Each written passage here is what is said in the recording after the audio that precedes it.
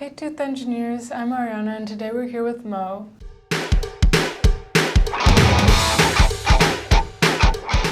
Mo, would you like to first introduce yourself and your work with dentistry? Sure.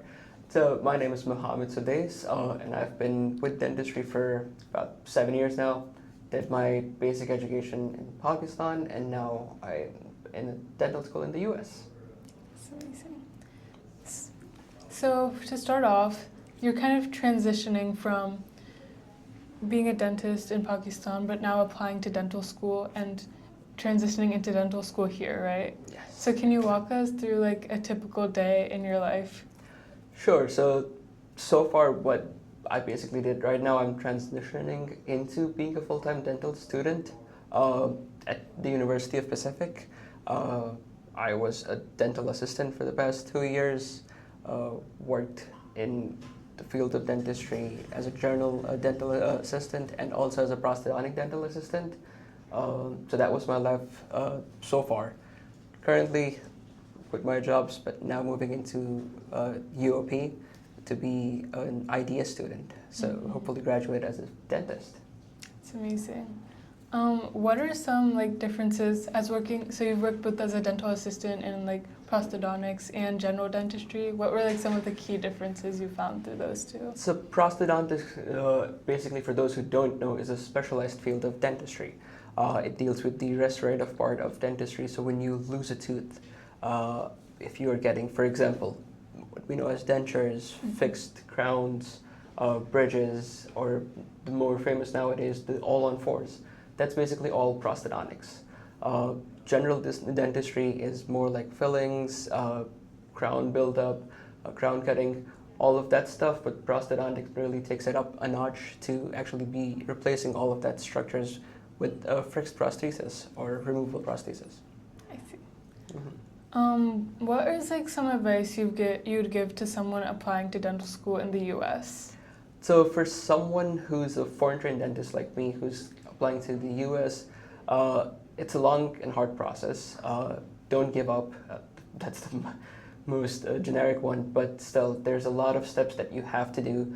It's not easy. There's things that you would be looking into, different things you'll be applying to. Never give up, but press on getting more and more experience with it, whether that's in assisting, if you can work on a research project, just be more connected with the field and don't shy away from it. Yeah, that's interesting. So you've also been working on our blog posts. So how do you like use that as something to also like connect your passion with dentistry and educate others on the field? So basically, while working as a prosthodontic assistant, I met with Dr. Robert, and he introduced me to tooth engineers, and instantly I was in love with the idea of tooth engineers, just so what we're doing extra and more to the field, giving back to the field of dentistry. So when he told me about tooth engineers, I was ready to jump on board, and then he told me about the blogging and stuff.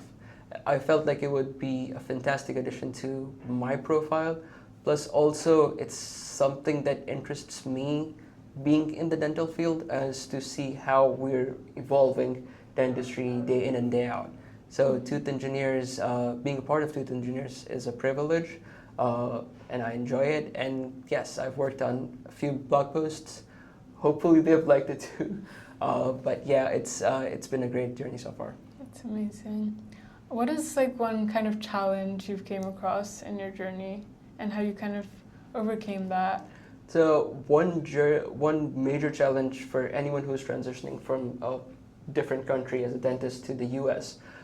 Is a lack of proper guidance. There's no one who will be telling you, okay, what you should do next. You should have done this before. There are these deadlines. There are those deadlines. So you would have to figure it out on your own. So yes, the lack of guidance is a major hurdle for anyone transitioning in, because there are some deadlines that you would not even know have passed, and then you would have to wait another year to just apply. And then when you do apply, you don't know if all the things that you do need, you have it or you don't. So it's basically like a trial and error. for the most part. There are some people out there who are helping such students be more or helping them transition to the US system, but it's still a challenge. The lack of guidance, it's a big hurdle.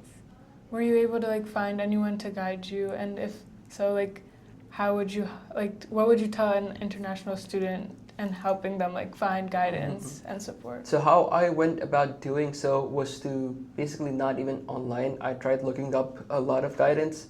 There are some online gurus available who will teach you stuff, but again, everything is a money drain. What I did was reach out to local dentists in my area, ask them about just regular dental schools in the US, saw how that differentiated from the schools in Pakistan or other countries. Most of it is pretty similar, so that's not the difficult part. The difficult part is going through these administrative processes, applying, knowing the deadlines, knowing which exams to give, knowing which certifications to have on hand. All of those things were, again, trial and error. So I asked a few dentists in my community. I was lucky to find a few of them who had went through a similar pathway, and they were willing to guide me through whatever experiences they had. So that's how I went by it. I asked dentists in my area if they knew someone. They helped me connect with people who had been on a similar path, and that's what helped. That's good.